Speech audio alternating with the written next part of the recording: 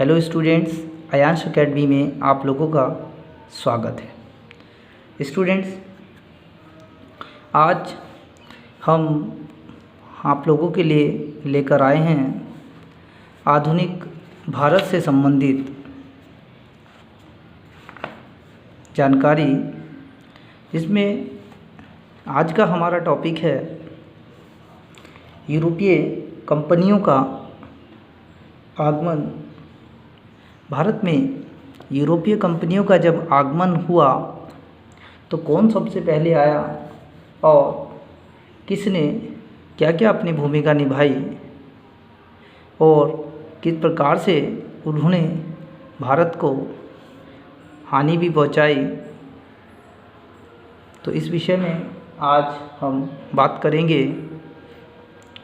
तो जैसे कि सबसे पहले हमें ये पता होना चाहिए कि यूरोपीय जो लोग हैं वे हमारे यहाँ किस रास्ते से आए, क्योंकि आपको जानने की ज़रूरत है स्टूडेंट्स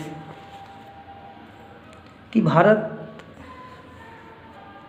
भारत में अगर हम बात करें तो भारत में आने के दो रास्ते थे। उन दो रास्तों में अगर बात करें तो सबसे पहला रास्ता जो जनरली ये लोग यूज़ करते थे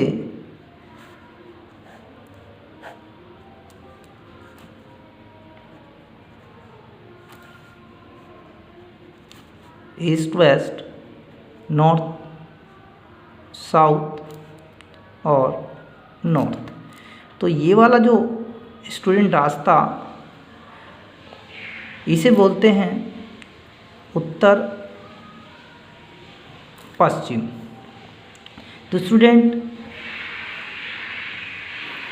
इस रास्ते से होकर सीमा पार करके, जिसे परंपरागत स्थल के मार्ग से भी तौर से भी जाना जाता था, यहाँ से हमारे यहाँ पर आते थे। और दूसरे अगर बात करें तो ये आते थे समुद्री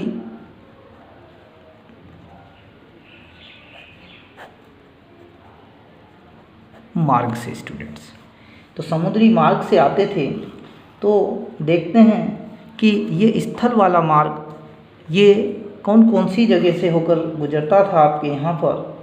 तो स्थल मार्ग की अगर हम बात करें, इस या वाले मार्ग की अगर हम बात करें तो स्टूडेंट्स ये वाला मार्ग जो है स्थल मार्ग, ये बाल्कन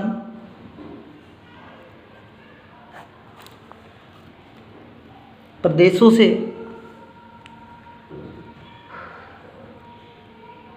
होकर गुजरता था, जिसमें कि अगर हम बात करें तो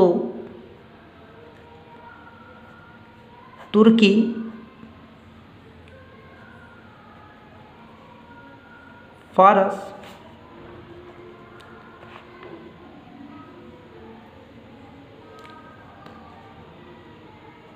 ईरान,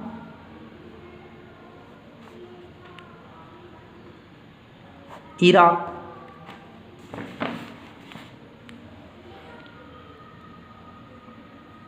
होते हुए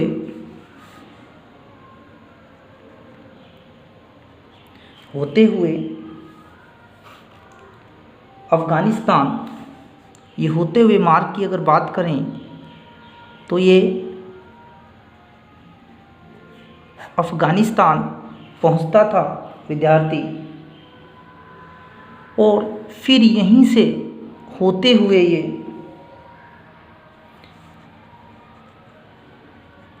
खैबर,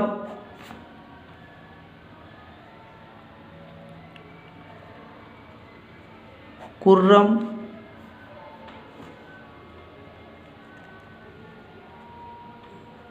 बोलन तथा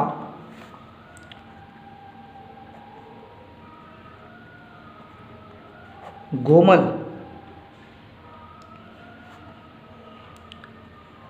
आदि ये जो दर्रे हैं इनसे होकर गुजरता था। तो इन दर्रों से होते हुए ही व्यक्ति और यूरोपीय लोग आपके यहाँ यानी भारत पहुँच जाते थे। तो ये था स्टूडेंट्स उत्तर पश्चिम वाला रास्ता आपके यहाँ का, जो कि बाल्कन प्रदेशों, एक बार फिर देखो, तुर्की, फारस, ईरान, इराक, अफ़गानिस्तान होते हुए खैबर, कुर्रम, बोलन तथा गोमल आदि दर्रों से होकर भारत पहुँचाता था। दूसरी बात, अब अगर हम करें तो वे दूसरा रास्ता जो था जल मार्ग वाला, ये स्टूडेंट्स जल मार्ग वाले दर्रे की अगर हम बात करें, यानी ये समुद्री मार्ग जिसकी हम बात कर रहे हैं, अगर इसकी हम बात करें तो दूसरा मार्ग भूमध्य सागर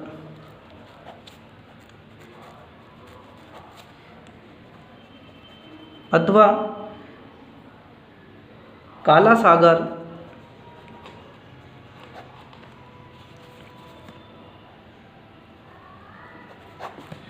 सागर होते हुए गुजरता था, जिसके जरिए काला सागर से लाल सागर, फारस की खाड़ी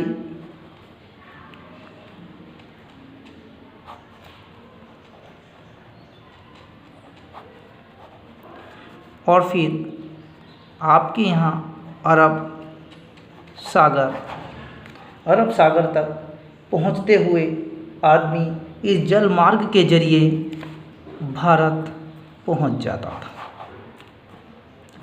तो ये थे वे दो मार्ग, जिसमें पहला मार्ग परंपरागत उत्तर पश्चिम वाला, जिसे स्थल मार्ग के नाम से भी जाना जाता है, और दूसरे मार्ग की अगर हम बात करें स्टूडेंट्स तो उसे समुद्री मार्ग कहा जाता था, जिसके जरिए यूरोपियन शक्तियाँ भारत के अंदर आई। अब सवाल ये आता है स्टूडेंट्स, ये शक्तियाँ क्यों आ रही थी भारत के यहाँ, भारत के अंदर क्यों ये भारत की खोज में लगी थी? क्योंकि उस समय आपको बता दें स्टूडेंट्स, जब इंडोनेशिया था, इंडोनेशिया को मसाला द्वीप भी कहा जाता था, यानी स्पाइस आइलैंड के नाम से उसको जाना जाता था। लेकिन वहाँ पर अगर हम बात करें तो पहले से ही कुछ शक्तियों ने अपने पांव पसारे हुए थे और वे वहाँ पर उस मसालों पर एकाधिकार रखती थी। इसी को देखते हुए एक नए मार्ग की खोज के लिए यूरोपियन शक्तियों में एक नए मार्ग को खोजने की होड़ जारी रही। यूरोप, चूँकि गर्म मसालों के लिए बात करें, जो यूरोप के लोग थे स्टूडेंट्स, यूरोप के जो लोग थे वे गर्म मसाले, जैसे कि आप जानते हैं कि काली मिर्च के लिए आपके यहाँ पर कालीकट, यानी केरल में जो कालीकट है बहुत प्रसिद्ध रहा है। तो इन्हीं गर्म मसालों की खोज में यूरोपियन शक्ति लगातार भारत की ओर बढ़ रही थी और अपना प्रभाव जमाने में लगी थी। इसी प्रयास में लोगों ने भारत, अमेरिका, जैसे कि कोलंबस स्पेन से भारत के लिए समुद्री मार्ग खोजना चला था, किंतु वह 1492 में, स्टूडेंट्स याद रखिएगा, 1492 में कोलंबस ने अमेरिका को खोज निकाला, अमेरिका पहुंच गया। और यही माना जाता है कि कोलंबस ने अमेरिका को खोज दिया। तो स्टूडेंट्स अगर हम बात करें तो इन दो मार्गों के माध्यम से इन 2 मार्गों के माध्यम से वे लोग यहाँ पहुँच गए और मसालों की उनकी एक खोज भी पूरी हुई। अब बात करें अगर हम भारत के संदर्भ में, तो भारत के बारे में जैसे कि पता ही है, कुछ जनरल सी बातें हैं। 1498 में वास्को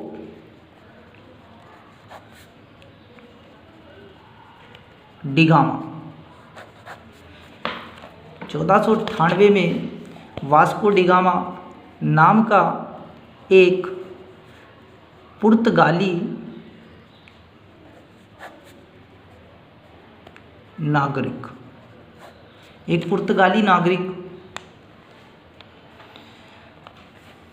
भारत पहुंचा। ये भारत में केरल के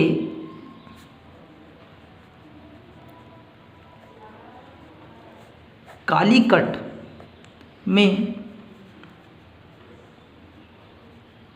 कप्पक डाबू या कप्पक डब्बू नामक स्थान पर पहुंचा। यही पर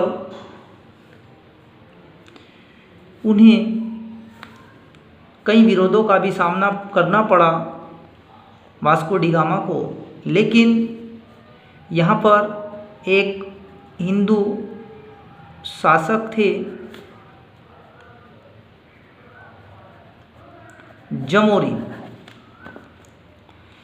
जमोरी ने यहाँ पर हिंदू शासक थे, हालांकि उनकी पैतृक उपाधि थी, तो उन्होंने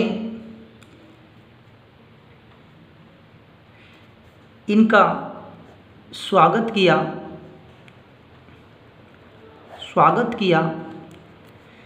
जमोरी ने वास्को डिगामा का स्वागत किया और इन्हें यहाँ से मसाला ले जाने की अनुमति भी प्रदान कराई। हालांकि यहाँ पर पहले ही बसे हुए, चूँकि यहाँ पर अगर हम बात करें यहाँ पर कालीकट की, तो यहाँ पर पहले ही अरब के लोगों का व्यापार जोरों से चल रहा था और किसी नए व्यापारी को वे बिल्कुल बर्दाश्त करने की स्थिति में नहीं थे, इसलिए उन्होंने इनका विरोध किया। लेकिन इस भारी विरोध के बाद भी जमोरीन की मदद से उनको यहाँ से मसाला ले जाने की अनुमति मिल गई और ये कहा जाता है कि इस मसाले को जब ये लेकर गए, यानी वास्को डिगामा जब यहाँ से मसाला लेकर गए, तो उन्हें एक बड़ा लाभ हुआ। उन्हें यहाँ से ले जाए गए मसालों पर लगभग 60 गुना का फ़ायदा हुआ और इसी बात से लेकर पुर्तगाली लोगों में एक उत्साह भी हुआ, जिससे अन्य पुर्तगाली व्यापारी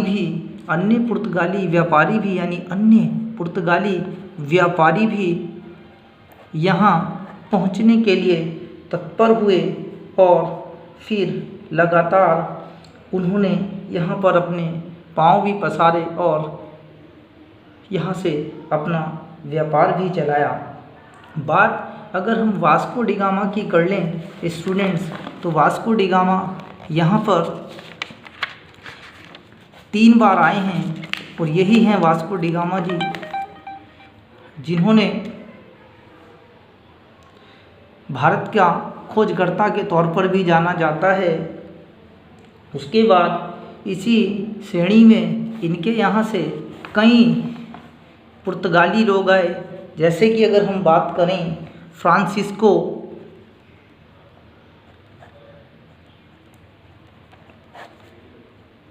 डी अल्मेडा, ये भी यहाँ पर आए और ये पुर्तगाल के प्रथम गवर्नर थे। इनका मुख्य उद्देश्य पुर्तगालियों के दक्षिण पूर्वी एशिया के व्यापार को सुरक्षित करना था, इसलिए निमित्त उसने शांत जल की नीति अपनाई।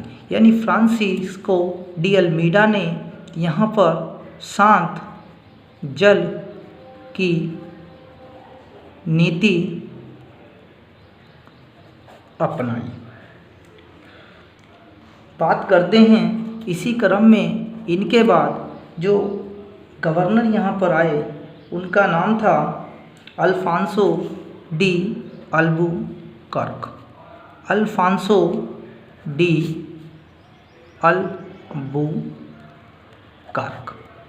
इन्हें यहाँ पर पुर्तगालियों की जो शक्ति है उसका वास्तविक पुर्तगालियों की शक्ति का वास्तविक संस्थापक इन्हीं को माना जाता है, क्योंकि इन्होंने 1503 में एक जहाजी बेड़े का नायक बनकर और उसी समय उसने कोचीन में पुर्तगालियों के प्रथम दुर्ग का निर्माण कराया था। इन्होंने यहाँ पर कोचीन में, कहाँ पर, कोचीन में पुर्तगाली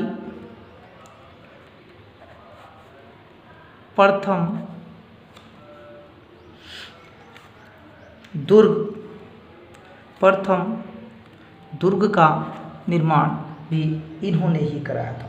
इसके बाद लगातार इसी श्रेणी में नुनोद कुन्हा भी आए और उन्होंने भी यहाँ पर पुर्तगाली शक्ति को फैलाने में अहम भूमिका निभाई। तो स्टूडेंट्स, जैसे कि आप जानते ही हैं, इन बातों से क्लियर होता है कि सबसे पहले भारत में आने वाली यूरोपीय शक्ति पुर्तगीज़ थे और पुर्तगीज़ों का ही यहीं पर पतन भी हुआ। तो देखिए, पुर्तगीज़ों के बाद यहाँ पर जो आए वे डच थे। डच कौन थे? डच हॉलैंड के या नीदरलैंड के निवासी थे। हालांकि ये यहाँ के व्यापार पर इतना प्रभाव अपना नहीं जमा पाए और जल्द ही ये असफल हो गए। इसी श्रेणी में इनके बाद अगर हम बात करें तो जो सबसे प्रभावशील जो लोग रहे वे रहे अंग्रेज। और अंग्रेज यहाँ पर आए, द इंग्लिश यहाँ पर आए और भारत में अगर बात करी जाए तो सर्वप्रथम 1608 में कैप्टन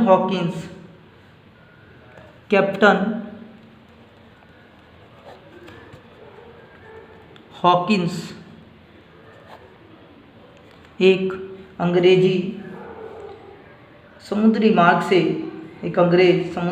से रेड ड्रैगन, ये याद रखिएगा स्टूडेंट्स, रेड ड्रैगन नाम के व्यापारिक जहाज़ था। रेड ड्रैगन एक व्यापारिक जहाज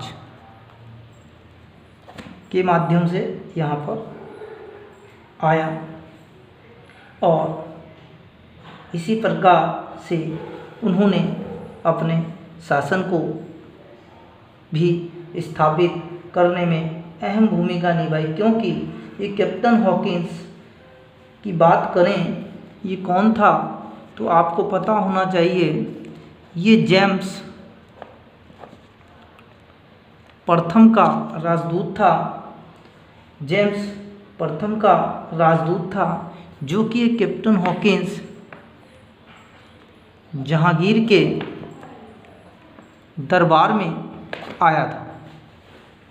जहांगीर के दरबार में आया था और इस कैप्टन हॉकिंस की अगर बात करें तो ये कई भाषाएं जानता था और कैप्टन हॉकिंस के ही साथ एक व्यक्ति आया था, विलियम फिंच। ये कई बार परीक्षा में आया है कि भारत आने वाला प्रथम अंग्रेजी जहाज और कैप्टन हॉकिंस किसके दरबार में आया, अंग्रेज़ों का शासन सबसे पहले कब हुआ। तो इस प्रकार से अंग्रेज़ों ने लगातार अपना प्रभुत्व स्थापित किया। हालांकि इनके बाद डेनिश भी आए, फ्रांसीसी भी आए, लेकिन अंग्रेज और फ्रांसीसी अधिक सफल रहे यहाँ पर, और उनमें भी सबसे ज़्यादा अंग्रेज सफल रहे। लेकिन बात की जाए पुर्तगालियों की, तो पुर्तगाली यहाँ पर सबसे पहले भी आए और सबसे बाद में भी गए। तो खैर स्टूडेंट्स, आज का उम्मीद है हमारा टॉपिक समझ आया होगा आप लोगों को, किससे संबंधित था। बस एक बात और, ये बात ध्यान रखना कि कर्नाटक के कई युद्ध हुए जिसमें अंग्रेज़ों और फ्रांसीसियों की लड़ाई हुई, और कर्नाटक के 3 युद्ध हुए। स्टूडेंट्स, कर्नाटक के अगर हम युद्धों की बात करें तो ये 3 युद्ध हुए, और इसमें जो प्रथम कर्नाटक युद्ध था ये ऑस्ट्रिया के उत्तराधिकार युद्ध के कारण हुआ। इसमें एला सापेल की संधि हुई।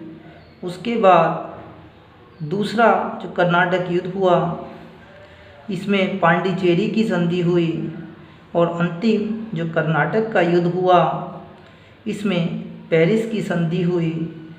इस युद्ध की बात करें तो इसे वांडीवास का युद्ध भी कहा जाता है, और यही वो समय था 1760 में कि अंग्रेज़ों ने फ्रांसीसियों को निर्णायक रूप से पराजित कर दिया था, और यहाँ के स्वामी अंग्रेज ही बन बैठे थे।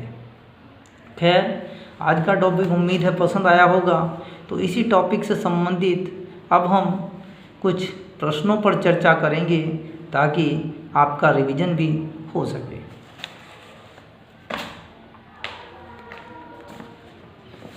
तो स्टूडेंट्स, जैसे कि हमारे टॉपिक का नाम ही हमने रखा है GS 1 लाख प्लस, यानी कि हम इसी तरीके से आपको टॉपिक की जानकारी देंगे और इसी टॉपिक से संबंधित फिर आप लोगों से कुछ प्रश्न डिस्कस करेंगे ताकि आपकी समझ भी बन सके और आप प्रश्नों को ना भूलें।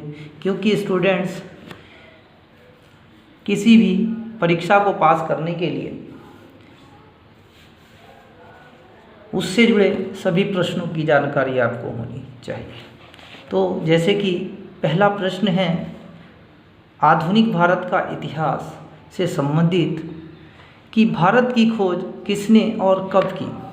तो स्टूडेंट्स, भारत की खोज कब और किसने की, अभी मैंने आपको बताया भी है कि 1498 में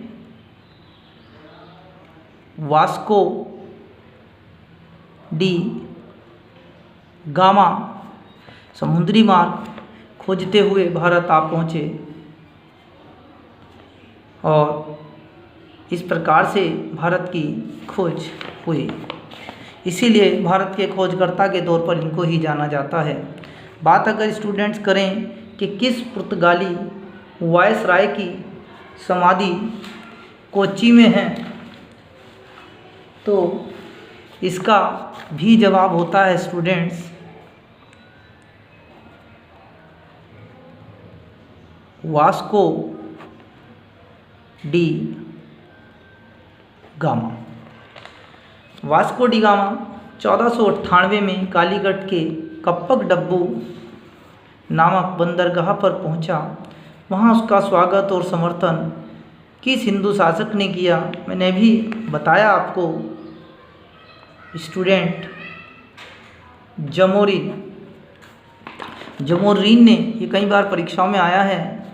वास्को डी गामा भारत कितनी बार आए, ये प्रश्न भी कई बार परीक्षा में पूछा जा चुका है, तो आपको पता होना चाहिए ये भारत में 3 बार आए। 1498 में पहली बार आए, 1502 में दूसरी बार आए और 1524 में जब ये तीसरी बार आए तो यहीं पर कोचीन में इनकी मृत्यु हो गई थी स्टूडेंट्स। अगले प्रश्न पर चलते हैं। पुर्तगालियों ने स्टूडेंट्स गोवा कब जीता?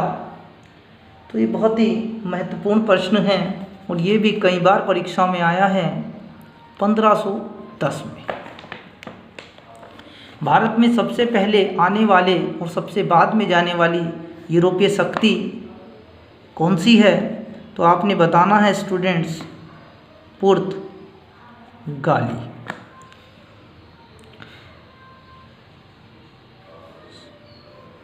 भारत में सबसे पहले आने वाली और सबसे बाद में जाने वाली यूरोपीय शक्ति पुर्तगाली है।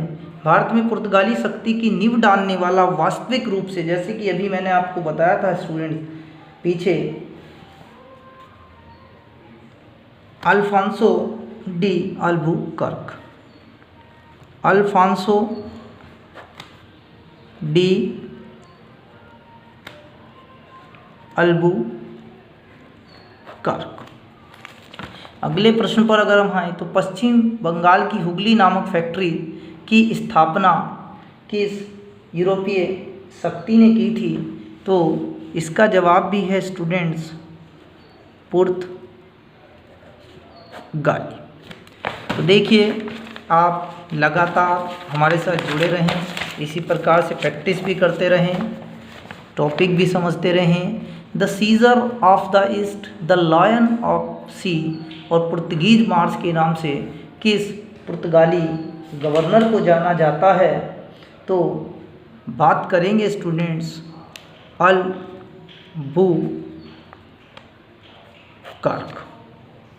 याद रखना है आपको अल्बुकर्क। भारत आने वाले प्रथम अंग्रेजी जहाज का नाम क्या है? मैंने अभी बताया था स्टूडेंट्स आप लोगों को कि भारत आने वाला पहला अंग्रेजी जहाज रेड ड्रैगन। कौन सा? मैंने अभी बताया था आपको स्टूडेंट्स, तो आप भी कोशिश करते रहें। Red dragon. Red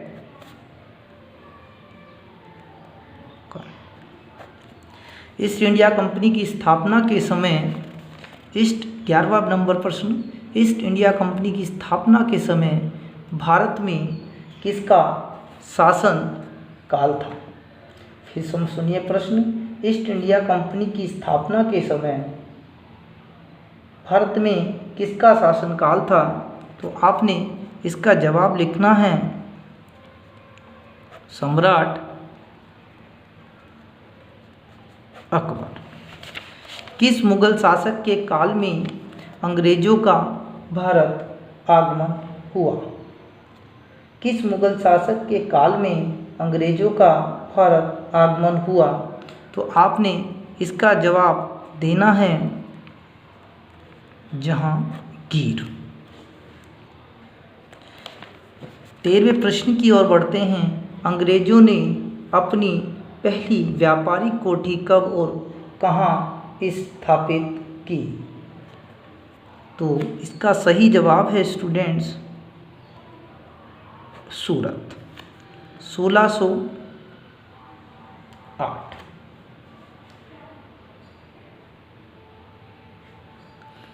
Surat Gujarat में पड़ता है students.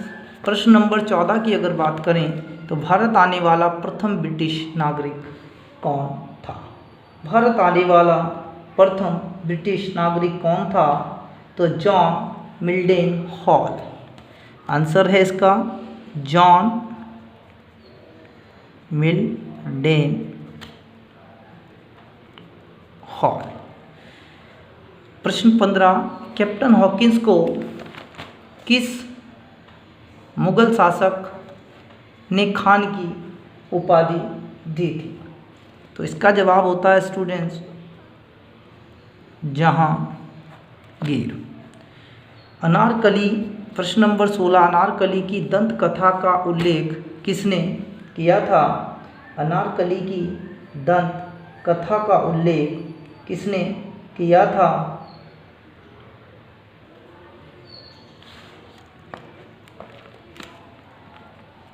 William Finch. William Finch ये वही हैं जो कैप्टन हॉकिंस के साथ भारत आए थे। अगले प्रश्न की बात करते हैं।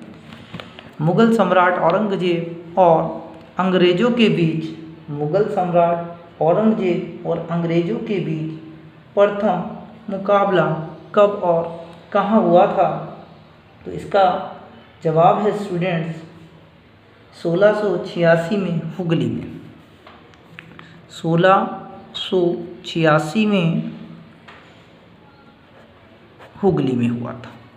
बंगाल का प्रथम चीफ एजेंट कौन था? स्टूडेंट बहुत ही इंपॉर्टेंट सवाल है, कई बार परीक्षाओं में आया है। बंगाल का प्रथम विलियम हेजेस। क्या नाम है स्टूडेंट्स? विलियम हेजेस है जज। अंग्रेजों को सुनहरा फरमान, अंग्रेजों को सुनहरा फरमान कब प्रदान किया गया? स्टूडेंट्स सवाल पे ध्यान देना है। अंग्रेजों को सुनहरा फरमान कब प्रदान किया गया? तो आपको इसका जवाब लिखना है 1632। जॉन सरमन मिशन किस मुगल शासक के दरबार में गया था? तो याद रखना है स्टूडेंट्स कि जॉन सरमन मिशन किस मुगल शासक के दरबार में गया था? तो आपको याद रखना है फर्रुख सियर। इंटरलोपर कौन थे? स्टूडेंट ये कई बार परीक्षाओं में आया है। इंटरलोपर कौन थे? तो याद रखना है एशिया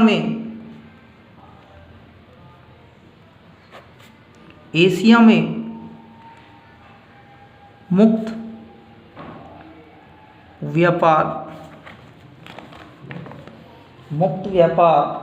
करने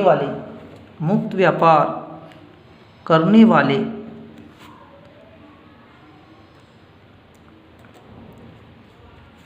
अंग्रेज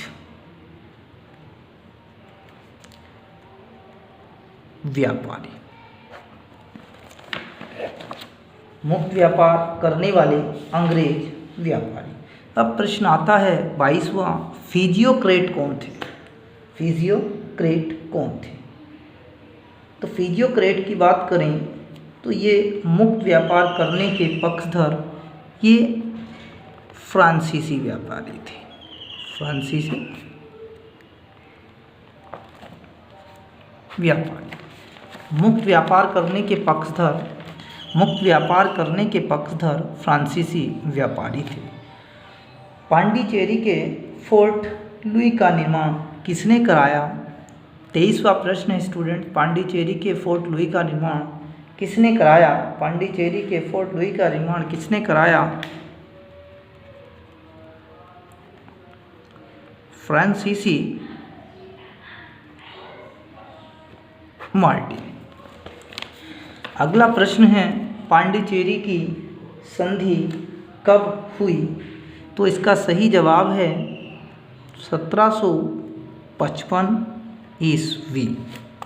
अगला प्रश्न है स्टूडेंट, भारत में पहली फ्रेंच बस्ती कहाँ स्थापित हुई? भारत में याद रखना है स्टूडेंट कि भारत में पहली फ्रेंच बस्ती कहाँ स्थापित हुई?